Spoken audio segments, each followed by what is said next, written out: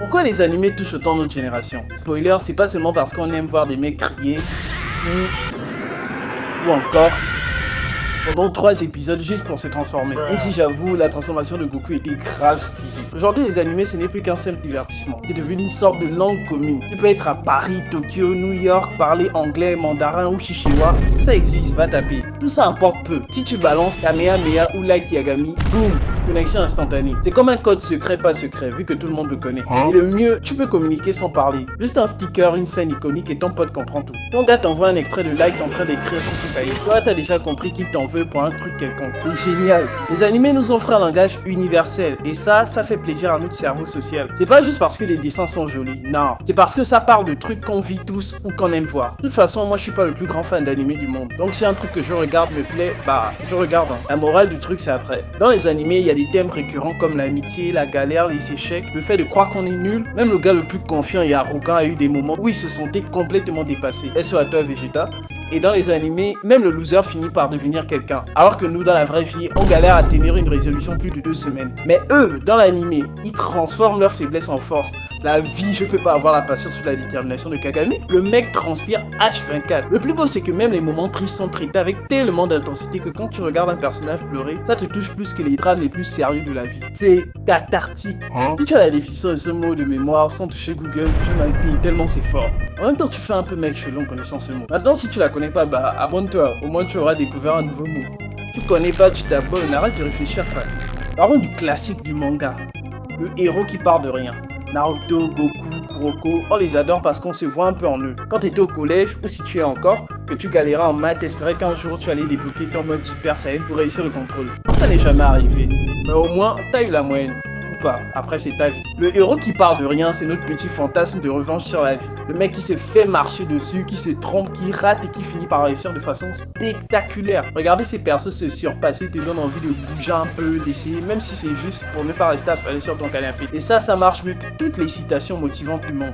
Maintenant parlons des méchants. Je ne pense pas que ça soit une impopulaire opinion, mais ils sont presque toujours plus stylés que le héros. Qui voulait être Light? Tout le monde. Qui voulait être elle? Même chose. Alors que parmi ces deux personnages, un est un assassin. C'est un dilemme moral auquel on était confronté sans le savoir. Dans les animés, les méchants ont plus de charisme que les mecs de TikTok qui s'habillent comme Thomas Shelby de Peaky Blinders. Le fun, c'est que tu te retrouves à admirer le mec qui devait te faire peur. C'est ça la magie. Et parfois, ces méchants deviennent carrément iconiques. Tu finis par connaître leur nom avant celui du héros. Et c'est pas grave, parce que ça rend tout le monde plus humain et les histoires plus passionnantes. Et puis l'évasion que ça offre. Faut avouer, la vie peut être chiante. Alors quand tu lances un épisode, tu voyages sans passeport, sans vaccin ou payer Air France à 800 balles.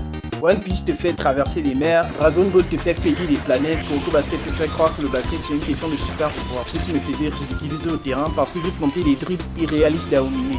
Je peux pas oublier ça. Même un trajet en métro devient épique dans ta tête quand tu revois ces scènes.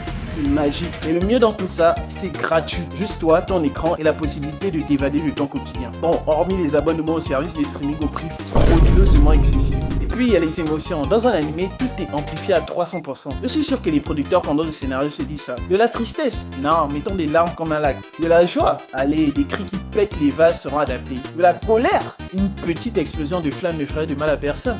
Nous, on a tendance à retenir nos émotions. Eux, ils lâchent tout et ça fait un bien fou à regarder. Ça te permet presque de vivre des montagnes russes émotionnelles confortablement installées sur ton canapé. Et bizarrement, ça nous rend meilleurs. Tu ressens de l'empathie, tu comprends mieux les autres. Ou bien tu rigoles tout seul devant les réactions absurdes des persos. Les deux fonctionnent. Et les cartoons dans tout ça, comparons un peu. Parce qu'il y en a qui ne savent pas faire cette différence au 21e siècle.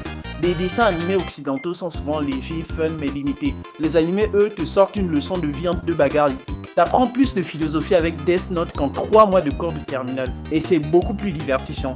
C'est du vécu. Oui, Light, c'est pas Socrate, mais au moins ça te donne envie de réfléchir un peu en te divertissant. En plus, il y a que ceux qui n'ont pas suivi Death Note qui peuvent parler comme ça. Aujourd'hui, les animés sont partout. TikTok, Twitter, même. Si tu comprends pas la ref, Omae wa Mushindio. T'es largué pour 80% des blagues, gars. Omae wa mou shindeiru.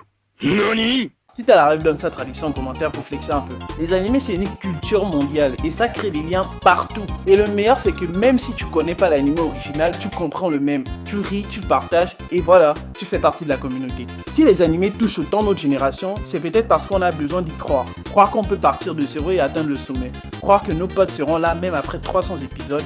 Croire croit qu'un monde meilleur est possible et c'est ça qui rend tout ça si magique. Les animés touchent autant notre génération parce qu'ils nous font rêver, rire et parfois réfléchir sans qu'on s'en rende compte. Ils nous rappellent que peu importe d'où on part, on peut toujours évoluer. Et si on peut pas devenir Hokage, au moins on peut devenir une meilleure version de nous-mêmes. Alors, entraîne ton Super Saiyan intérieur et n'oublie pas de sourire un peu chaque jour. Ciao.